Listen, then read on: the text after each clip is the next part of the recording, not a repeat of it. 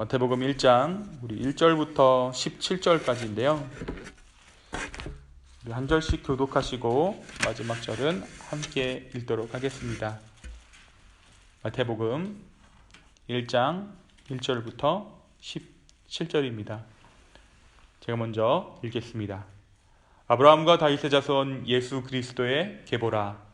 아브라함이 이삭을 낳고 이삭은 야곱을 낳고 야곱은 유다와 그의 형제들을 낳고 유다는 다말에게서 베레스와 세라를 낳고 베레스는 헤스론을 낳고 헤스론은 람을 낳고 람은 아비나답을 낳고 아비나답은 나손을 낳고 나손은 살몬을 낳고 살몬은 라합에게서 보아스를 낳고 보아스는 룻에게서 오벳을 낳고 오벳은 이새를 낳고 이새는 다윗왕을 낳으니라. 다윗은 우리아의 아내에게서 솔로몬을 낳고 솔로몬은 르호보암을 낳고 르호보암은 아비야를 낳고 아비야는 아사를 낳고 아사는 여호사밧을 낳고 여호사밧은 요람을 낳고 요람은 우시야를 낳고 우시야는 요담을 낳고 요담은 아하스를 낳고 아하스는 히스기야를 낳고 히스기야는 므낫세를 낳고 므낫세는 아몬을 낳고 아몬은 요아스를 낳고 바벨론으로 사로잡혀갈 때 요시야는 여고냐와 그의 형제들을 낳으니라. 바벨론으로 사로잡혀간 후에 여고냐는 스알디엘을 낳고 스알디엘은 스룹바벨을 낳고 스룹바벨은 아비웃을 낳고 아비웃은 엘리야김을 낳고 엘리야김은 아소르를 낳고 아소르는 사독을 낳고 사독은 아킴을 낳고 아킴은 낳고 엘리웃은 엘르아사를 낳고 엘르아사는 mat단을 낳고 mat단은 야곱을 낳고 야곱은 마리아의 남편 요셉을 낳았으니 마리아에게서 그리스도라 칭하는 예수가 나시니라. 함께 읽습니다. 그런즉 모든 대수가 아브라함부터 다윗까지 14대요 다윗부터 바벨론으로 사로잡혀 갈 때까지 14대요 바벨론으로 사로잡혀 간 후부터 그리스도까지 14대더라. 아멘. 네, 오늘부터 우리가 마태복음 말씀을 함께 묵상하도록 합니다.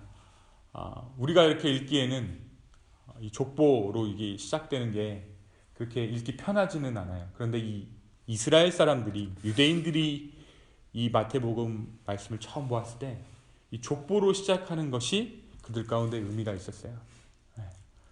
유대 민족도 한국 민족들처럼 굉장히 역사적으로 민족적으로 유사한 면이 많이 있는데 그들도 혈통이 굉장히 중요한 민족이기 때문이죠. 그리고 이게 정말 예수님께서 어떻게 이 땅 가운데 오셨는가 설명하는 것이 그냥 밑도 끝도 없이 메시아가 짠 하고 등장하신 것이 아니라 예수님께서 다윗의 혈통을 빌려서 이 땅 가운데 오셨기 때문입니다. 그래서 예수님이 이 땅 가운데 어떻게 등장하셨는지 인류의 역사를 쫙 한번 훑어주는 것이 이 족보의 내용이에요.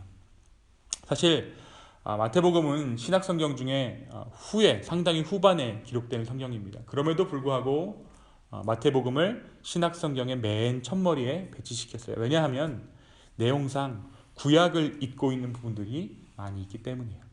이 마태복음은 여러 가지 복음서 중에 유대인들을 향한 복음을 담고 있는 책이 바로 이 마태복음입니다. 마태복음의 주제는 유대인들이 그렇게도 갈망하던 구약시대에서부터 예언했던 그 메시아가 이 예수 그리스도다라는 것을 증명하고 있어요. 새로운 모세, 새로운 나라, 새로운 백성들을 이끄신 예수 그리스도가 바로 진정한 메시아이다 라는 것을 이 마태복음이 이야기하고 있습니다. 그래서 제가 앞으로 이 마태복음을 이야기할 때에 구약과 저희가 함께 나누었던 창세기 출애굽기의 말씀들을 함께 매치해서 전하도록 하겠습니다. 오늘 저와 여러분이 읽으신 본문은 족보예요. 그런데 예수님은 누구의 몸으로 이 땅에 오셨습니까? 동정녀 마리아의 몸으로 이 땅 가운데 오셨죠. 그렇기 때문에 우리가 어떻게 보면 예수님께 있어서 족보는 필요하지 않아요. 동정녀 마리아에게 났으니까요. 그렇죠? 혈통, 어떤 아들로서, 인간의 아들로서 태어나신 게 아니잖아요. 말 그대로 성령으로 잉태하셔서 동정녀 마리아의 몸으로 오셨기 때문에. 그럼에도 불구하고 이 족보를 마태복음 맨 첫머리에 기록하고 있는 것은 예수님께서 구약의 인물 둘의 혈통을 빌려서 이 땅 가운데 오셨기 때문입니다. 그 두 인물이 누구인가? 오늘 족보 맨 첫머리에 등장하는 이름입니다. 아브라함과 다윗. 아브라함과 다윗의 자손 예수 그리스도의 계보라. 우리가 왜 이 아브라함은 우리가 잘 알고 있는 하나님의 약속을 받은 인물이죠. 그래서 여기에 이제 이름을 올린 것은 우리가 알고 있어요. 자식이 없어서 근심할 때 하나님께서 그에게 아담에게 주셨던 약속, 내가 너를 생육하고 번성하게 하리라. 하늘의 무별과 같이 내가 너의 자손을 번성하게 하리라 했던 그 약속을 받았던 것이 아브라함이에요. 하나님께서 이 약속을 잊지 않으셨어요. 그래서 예수 그리스도는 이 아브라함의 후손의 모습으로 이 땅에 오십니다. 두 번째 인물은 다윗이에요. 아브라함이 하나님의 약속을 받았듯이 다윗 역시 하나님의 약속을 받게 됩니다. 이 약속의 내용은 사무엘 하에 등장하는데요. 이스라엘이 이제 평화를 찾고 성소에 하나님의 언약궤를 맡겨둔 다음에 다윗이 그의 마음 가운데 너무 은혜로움이 있는 거예요. 그래서 하나님께 어떤 약속을 하냐면, 하나님, 제가 하나님을 위해서 집을 지어드리겠습니다. 그렇게 약속을 해요. 하나님께서 그 약속을 받지 않으십니다. 하나님은 우주가 집이신 분이시기 때문에 하나님의 집을 건축하는 것은 마음은 갸륵하지만 그것은 인간이 이룰 수 있는 것이 아니었어요. 그래서 하나님께서 그 마음을 귀하게 보셔서, 그 다윗의 그럼에도 불구하고 그 마음을 귀하게 보신 하나님께서 다윗에게 집을 지어줄 것을 약속하십니다. 그런데 어떠한 집인가? 그 집이 어떠한 집이냐면, 어떤 말씀이냐면, 내가 너의 씨를 통해서 나라를 세우겠다. 다시 말해서 예수 그리스도를 통해 인류 전체가 머물 만한 집을 세우시겠다라고 약속하신 거예요.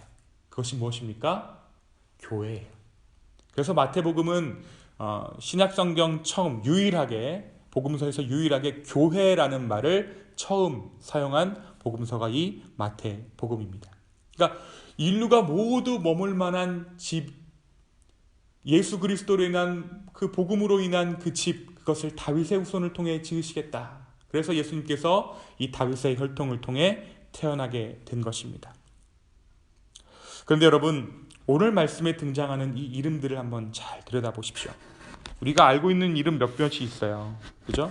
우리가 알고 있는 몇몇이 있는데, 이 사람들이 살았을 때 과연 자기들의 인생이 메시아의 탄생과 연관이 있다는 것을 살아생전 알 수 있었을까요? 하나님의 역사를 내가 지금 쓰고 있구나, 내가 그 일에 참여하고 있다는 것을 알고 있었을까요? 내 후손의 몸을 빌려서, 내 후손의 어떤 족보를 통해서 메시아가 이 땅 가운데 오시겠구나, 아마 그들은 그것을 그 당시에는 깨닫지 못했을 것입니다. 다만 하나님 앞에 주어진 인생을 살아갔을 것이에요. 그런데 그 인생을 통해서 주님은 인류를 구원할 메시아를 이 땅 가운데 내십니다. 사랑하는 여러분, 때로 우리의 인생이 어디로 흘러가는가? 나의 삶은 무엇을 향하고 있는가? 내가 정말 이렇게 살아도 되는 걸까? 삶의 목적이 무엇일까? 하고 생각하게 될 때가 있을 거예요. 정신없이 바빠서 나의 삶에서 중요한 것을 놓치고 있지는 않은가? 우리가 생각하게 됩니다. 하지만 오늘 말씀은 우리에게 말하고 있어요. 그러한 우리의 인생이 정확하게 하고 있는 일은 이 땅에 복음이, 이 땅에 메시아가 나타나는 그 이름을 오늘 말씀이 이야기하고 있다는 것이에요. 오늘 하루, 주 안에서 하루를 살아갈 때 그 하루는 없어지는 하루, 하루 지워지는 하루가 아니라 주님과 한 발짝 더 가까워진 하루입니다. 주님께서 오실 날이 하루 더 가까워진 하루예요. 이 하루를 주 안에서 은혜로 살아가는 저와 여러분 되기를 예수님의 이름으로 소망합니다. 또 오늘 말씀 가운데 등장하는 이름들의 한번 개인사를 우리가 한번 보면, 이들이 과연 이 족보에 이름을 올릴 만한 그렇게 거룩하고 신실한 삶을 살았는가? 아니에요. 처음부터 등장하는 이 다윗을 보면, 이 다윗의 부인을 지금 누구라고 말하냐면 우리아의 아내, 이게 누구죠? 밧세바죠. 그렇죠? 범죄를 통해서 범했던 우리아의 아내를 통해서 누구를 낳냐면 솔로몬을 낳았어요. 그렇죠? 그리고 야곱의 수많은 아들들 중에 가장 흠이 있던 유다의 이름이 올라갑니다. 유다가 어떤 사람이었습니까? 유다가 자기 며느리를 범해서, 다말을 범해서 난 아들이 베레스와 세라였어요. 그러니까 이 오늘 말씀 가운데 등장하는 이름들의 개인사를 들춰보았을 때 흠도 없고 정결하고 완벽한 삶을 살았던 것이 아니에요. 한마디로 그다지 뼈대 있는 족보라고 할 수 없는 거예요. 다만 이 족보가 가치 있는 이유가 무엇입니까? 마지막에 나와 있는 이 이름 하나 때문이에요. 예수 그리스도. 예수 그리스도. 우리가 조상 아무리 찾아봤자, 우리 신앙의 뿌리 이거 지금 다 필요 없는 거예요. 우리가 과연 지금 나의 삶이 예수 그리스도를 따라가고 있는가? 그것이 바로 우리의 믿음의 혈통을 결정짓는다는 것입니다. 우리 집안은 불교 집안입니다. 우리 집안은 4대 때 기독교 집안입니다. 5대 때 기독교 집안, 다 필요 없습니다. 내가 지금 예수 그리스도를 전하고 있는가? 내가 과연 예수 그리스도를 제대로 믿고 있는가? 그것이 바로 우리가 오늘의 삶 가운데 가장 중요하게 생각해야 할 부분이라는 것이에요. 우리의 흠 많고 죄악이 가득한, 정말 넘어지고 자빠지고 유혹이 올 때마다 넘어지는 우리의 삶이 가치 있는 이유도 여기 있습니다. 우리의 삶이 가치 있는 이유, 의미 있는 이유는 바로 내가 복음 안에 있기 때문입니다. 우리의 이런 모습들을, 우리의 허물 많은 모습들을 누구한테 가지고 나아가느냐, 다른 데 가서 내 허물을 자랑하느냐, 그것이 아니라 나의 허물의 최종 데스티네이션, 최종 종착지가 어디냐? 예수 그리스도입니다. 나의 허물을 주님 앞에 내어 맡길 때 주님은 우리의 삶을 구원의 족보로 바꾸어 주실 것입니다. 주님 앞으로 가지고 가십시오. 인생의 허물, 인생의 모순, 우리의 죄악들, 우리 예수님 앞으로 가지고 가십시오. 그리고 주님께서 주시는 말할 수 없는 은혜를, 정말 그 은혜를 누리고 사는 저와 여러분의 오늘 하루 되기를 예수님의 이름으로 축원합니다. 이 시간 함께 기도하시겠습니다. 주님, 우리가 또 하루를 살아갑니다.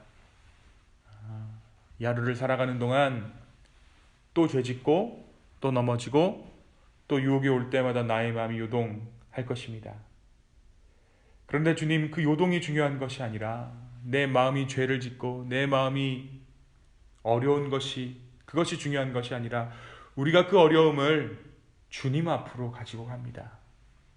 내가 주님 안에 있기 때문입니다. 태초에서부터 우리를 불러주신 그 예수님, 그 하나님, 오늘 우리의 삶을 주장하여 주시옵소서. 다시 한번 우리의 상황들을 아버지 앞에 올려드리고 나의 나됨을 주님 앞에 고하여 드릴 때 성령 하나님, 우리의 삶을 의미 있다 말씀하여 주시고 내가 너와 함께한다 말씀하여 주시옵소서. 오늘 주 앞에 무릎 꿇는 당신의 백성들 가운데 하나님의 선한 뜻을 보여주시고 하나님의 인도하심을 보여주시옵소서. 주님 감사합니다. 이 모든 말씀 예수 그리스도의 이름으로 기도하였습니다. 아멘.